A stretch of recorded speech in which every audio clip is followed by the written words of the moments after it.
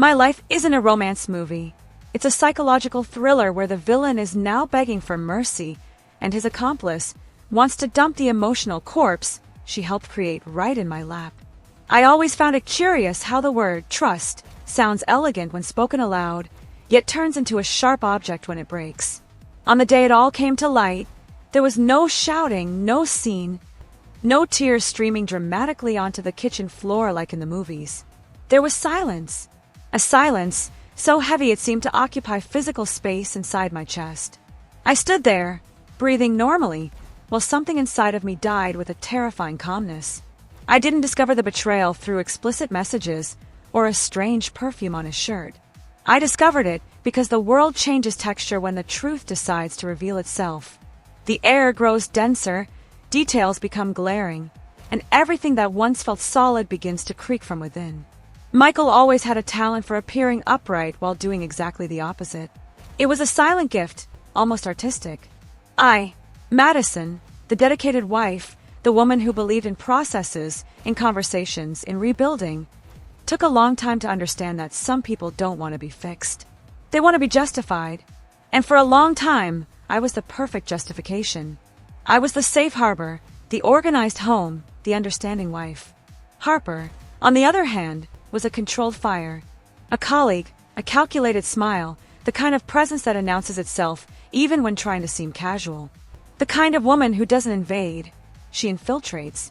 When confirmation finally arrived, it wasn't a shock. It was a fit, like a puzzle piece that had always been there, turned upside down. Everything began to make sense all at once. The mood swings, the small criticisms disguised as concern, the way Michael started looking at me as if I were a mistake along the way rather than the woman he chose to build a life with. The irony is that, even after everything, a part of me still tried to understand where I had failed, as if betrayal were a group project and not a solitary decision. The pain didn't hit like an immediate impact. It came in waves. First, silent disbelief. Then, humiliation. A clean, almost elegant humiliation that doesn't cause a scene but corrodes you from the inside. I felt my stomach churn not out of jealousy, but out of disgust. Not for her. For him. For the ease with which he traded me for someone who only knew the edited versions of a story. Harper knew the performer, Michael, the victim Michael, the misunderstood Michael. I knew the real man, the one who left wet towels on the bed, who became unbearable when sick, who outsourced emotions and responsibilities as if they were household chores. The end of the marriage didn't happen officially that day. It unraveled slowly in the details, in diverted gazes, in emotional absences, in the way Michael began to act as if I were occupying a space that no longer belonged to me. He left the house with the rehearsed dignity of someone who believes they are starting something new, something exciting, something deserved. And I stayed, not because I was abandoned, but because I chose not to follow anyone out of my own life. That was when the game began to shift, though I didn't know it yet. In the beginning, Harper was just a name, a concept, a shadow. I didn't think of her with hatred. I thought of her with clinical curiosity. I wanted to understand how someone accepts being the intermission in someone else's life without questioning the role they occupy. But that curiosity quickly turned into something denser when she stopped being just the silent mistress and decided to become an active presence in my world.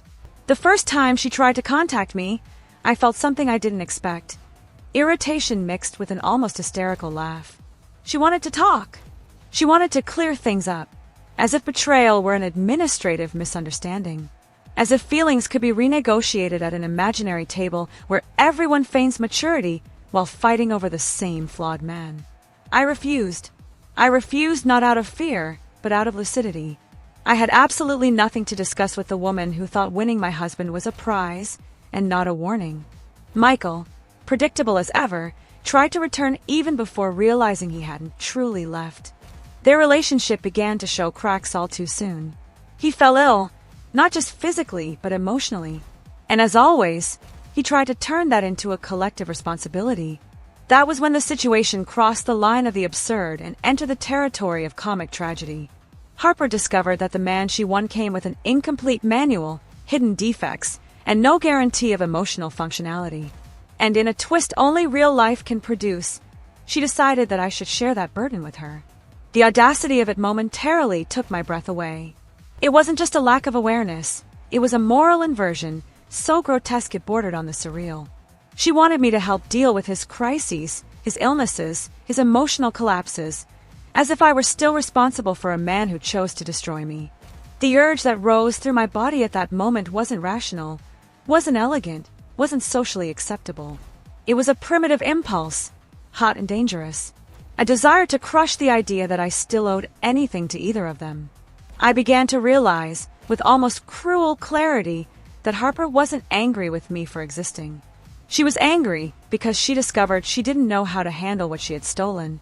And Michael, pathetic in his repetition of patterns, orbited between us like an unresolved problem, waiting for two women to fix the chaos he caused. The resentment didn't come just from the betrayal, but from their attempt to drag me back into a role I had already buried. Meanwhile, something inside of me was transforming. It wasn't a soft change. It was a mutation. I began to find pleasure in saying no, in setting boundaries, in observing their silent despair when they realized I was no longer available to fix anything. The world began to spin differently. Small coincidences appeared. People who used to ignore me started listening. Work flowed. My posture changed. And the more I grew, the more evident their desperation became. Harper began to appear less secure, less controlled. The glow of conquest gave way to constant irritation. Michael began to play the victim more intensely, as if that could sway me. It couldn't. I was waking up to a version of myself they never knew. A version that doesn't beg, doesn't explain, and doesn't negotiate dignity. And it was exactly at that point that I realized this wasn't just a story about betrayal. It was a story about consequence. And the consequences were only beginning to reveal themselves. The game was far from over. And for the first time since it all began, I wasn't afraid of the next chapter. I was looking forward to it. I used to think I had felt every possible variation of pain, but I discovered that betrayal is merely the gateway to something deeper, the continuous attempt to erase who you are. After Michael officially left my daily life, he didn't leave my orbit. He was like a malfunctioning satellite, spinning aimlessly, trying to find the center he had lost. And the most curious thing is that this center was never Harper. It was always me, not out of love, but out of structure.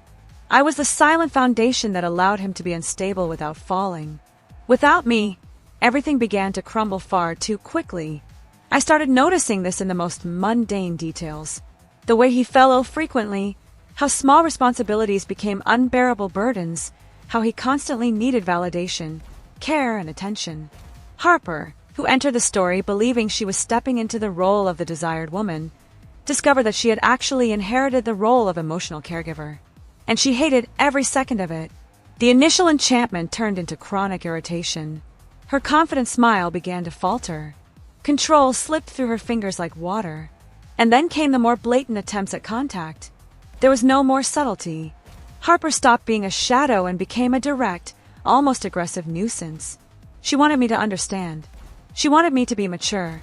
She wanted me to accept that Michael was difficult, but that he didn't mean any harm. Those words echoed in my head like an elaborate insult. Difficult is not a synonym for irresponsible. Fragility is not an excuse for cruelty. And what they called maturity was, in reality, emotional submission in disguise. With every onslaught, something in me grew stronger. I felt a cold clarity settle in, a lucidity that was almost cruel. I was no longer reacting. I was observing. Observing how Harper slowly unraveled, how Michael became increasingly dependent on attention that wasn't coming, and how both tried to build a narrative where I was the villain for refusing to carry the weight of their mistake. It was fascinating to see how wrong people desperately need someone to legitimize their choices. Meanwhile, my life began to take on shapes I didn't recognize, in the best possible way. I slept better. I ate better. I thought better. The silence of my home stopped feeling empty and became restorative. I was rediscovering myself in small gestures, in the freedom of not having to justify my feelings, in the absence of the constant tension I had normalized for years. And this, ironically, seemed to infuriate Harper more than any direct confrontation. She didn't just want me to help with Michael. She wanted me to suffer. She wanted me to show uncontrolled rage, jealousy, and despair. She wanted to confirm that she had won. But what she found was something far more disturbing: strategic indifference. Not the cold, empty kind, but the kind that is born when you understand exactly what is happening and decide not to participate in the theater. I was off stage, watching the set collapse. Michael, for his part, began trying to rewrite history. In his version, nothing had been that serious. He felt confused. He needed to find himself. I was too strong, and it intimidated him. Every justification was a desperate attempt to soften the blow of his own choices. And I felt something curious growing inside me, a calm contempt. There wasn't enough love left to turn into hate. There was only the certainty that I had lived with someone emotionally small for far too long. It was during this period that the situation took an even more absurd turn. Michael got truly sick. Not a common flu, but something that required care, monitoring, and patience. Harper collapsed. She wasn't prepared for this. She wasn't prepared for sleepless nights, for constant complaining, for fragility without charm. And then, as if it were the most natural thing in the world, she insisted once again that I help. Not as a favor, but almost as a moral obligation. The anger I felt in that moment was unlike anything I had ever experienced. It wasn't explosive. It was concentrated, a type of fury that doesn't scream but decides. I realized then that Harper wasn't just regretful. She was resentful. Resentful of me for not assuming a role that would never be mine again. Resentful because the prize she thought she had won was, in fact, a bundle of unresolved problems. And resentful because I was moving on while she was sinking. I began to see the dynamic taking shape with total clarity. Michael needed someone to care for him. Harper needed someone to share the guilt. And I was the perfect target for both. But something in them didn't seem to keep up with the essential change. I was no longer the same woman. I was no longer emotionally available. There was no opening, no exploitable fragility, not enough guilt to be manipulated. The more I refused, the more emotionally aggressive Harper became. Her resentment began to overflow into impulsive actions, attempts to provoke me, and small acts of sabotage that revealed more desperation than strategy. I watched it all with a calm that surprised me. It was like watching someone thrash in quicksand after having pushed someone else into it. And that's when I realized something essential. The tables were truly starting to turn. Not in a cinematic way yet, but in a way that was slow, cruel, and inevitable. I didn't need to do anything. I just had to not interfere. I just had to let each of them face the exact consequences of the choices they made. Harper was beginning to understand that she had no control over Michael. Michael was beginning to understand that he no longer had any control over me. And I, at the center of this silent chaos, began to feel something I hadn't felt in a long time. Power. Not the power to hurt, but the power to not be hurt again. Something told me this was only the beginning. That the next turns of this world would be even more violent, more revealing, and more satisfying. And for the first time, I knew exactly where I wanted to be when it all came to light.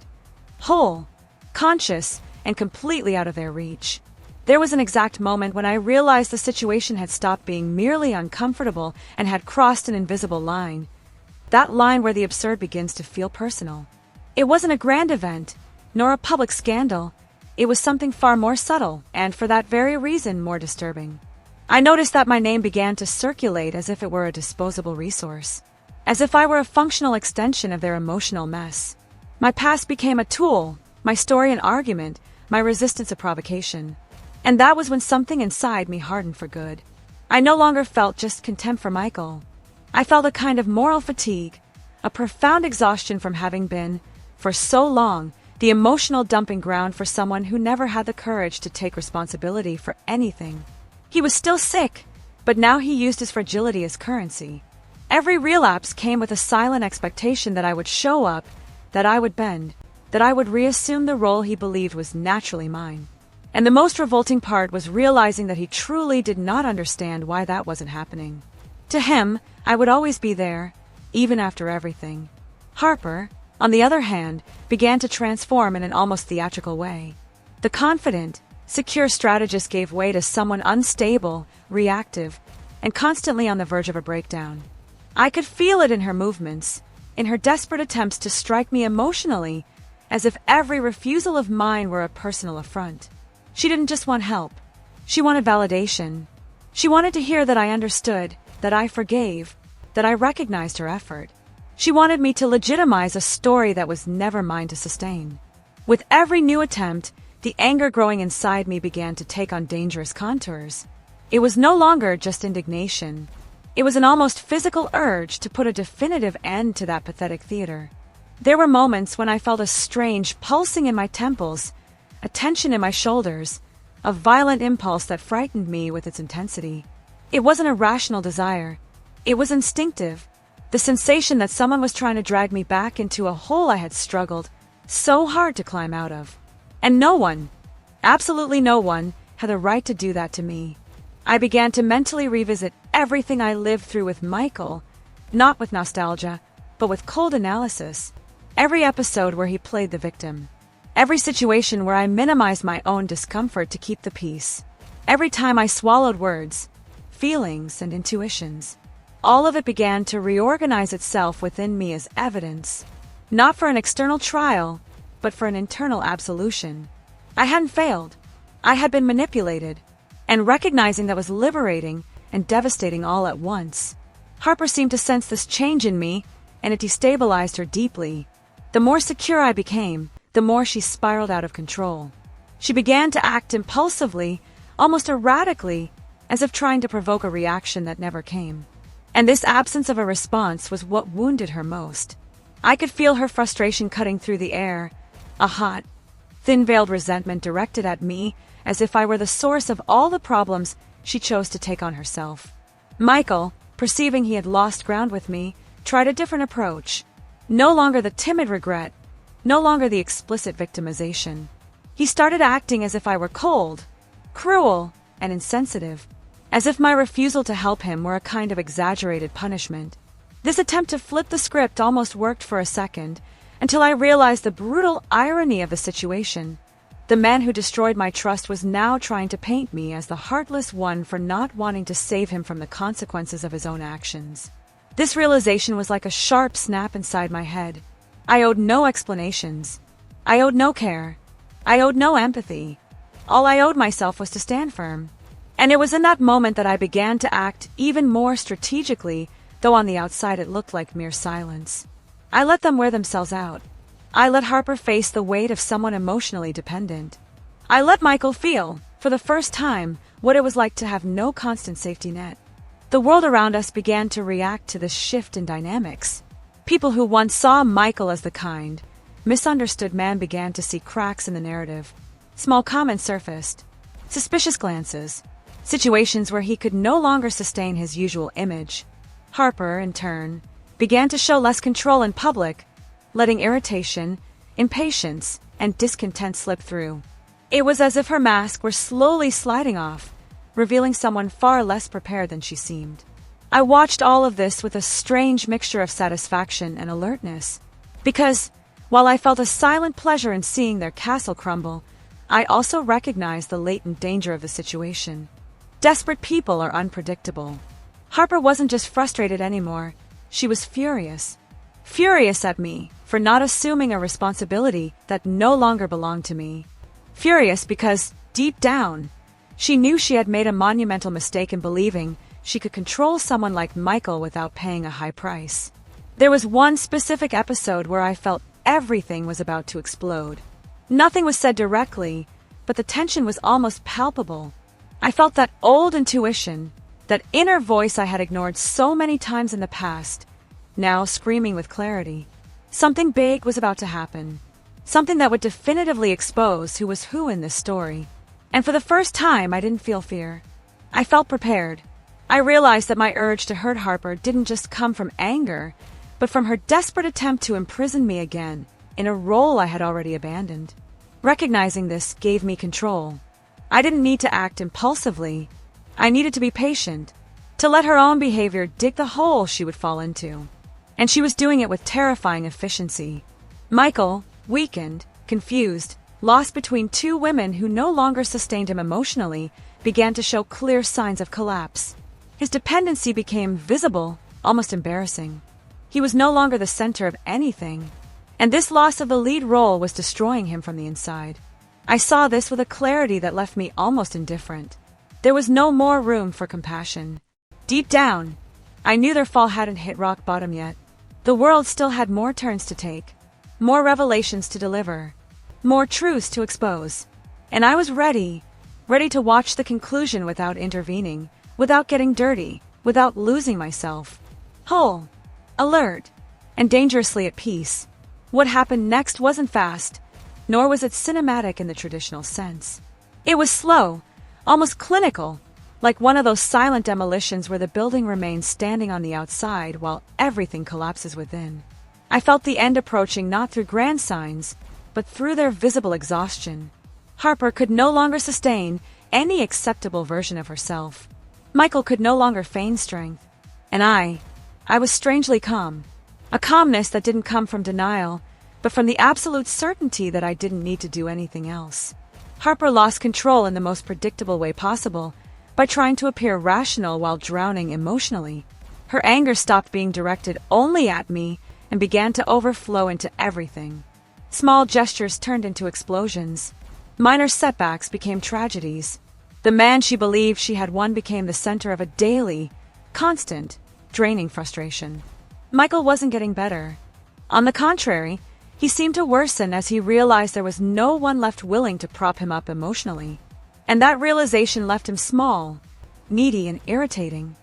It was in this setting that Harper finally understood I wasn't coming back. Not for him, not for her, not for any role that involved carrying consequences that weren't mine. And that realization didn't bring acceptance. It brought hatred, a raw, childish, desperate hatred. She needed me to participate in that chaos, so she wouldn't feel alone in it. She needed to share the guilt, the weight, the failure. She needed me to validate the illusion that it had all been just a collective mistake. But it wasn't. It was a choice. Theirs. Michael tried one last card. No longer regret, no longer victimization. He tried to wear me down. Through pity, through distorted nostalgia. He tried to remind me of who I used to be, as if that were enough to pull me back. But the effect was the opposite. I realized then, with an almost cruel clarity, that the man I had loved no longer existed. Or perhaps he had never existed in the way I believed. And that realization didn't hurt. It liberated me. Their downfall became public in an inevitable way. Not because someone spread rumors, but because maintaining a facade requires energy, and they had none left. Harper began to be seen as someone unstable, aggressive, and difficult. Michael began to be perceived as fragile, dependent, and problematic. The narratives crumbled, the masks fell, and I was outside of it all, observing from a distance, like someone who has finally stepped out of a fire and feels fresh air enter their lungs for the first time. The most revealing moment wasn't a confrontation, nor a confession, nor a plea for forgiveness. It was the final silence, the complete absence of attempts, the bitter acceptance that I would never be useful to them again. And there, in that void, I felt something I had never felt before: victory. Not a loud, showy, vengeful victory, but the kind that happens inside, silent and definitive. The victory of someone who survived without losing themselves. Harper was left with the problem she chose. Michael was left with the consequences he avoided for years. And I was left with myself. Whole, strong, aware. I didn't need to scream, or humiliate, or hurt anyone physically. I simply refused. I refused to carry their mistake. I refused to be a supporting character in my own life. I refused to normalize the unacceptable. And that was enough to dismantle everything. Today, when I look back, I don't feel anger. I feel clarity. I understand that some people enter our lives not to stay, but to teach us exactly where our responsibility ends. I learned this the hardest way possible, but also the most transformative way. The world truly did turn, and when it stopped spinning, I was still standing. If you've made it this far, tell me in the comments. Would you have done the same in my place, or would you have given in? If this story made you think, like the video, share it with someone who needs to hear this today, and subscribe to the channel so you don't miss the next stories. Here, we don't romanticize pain. We transform it.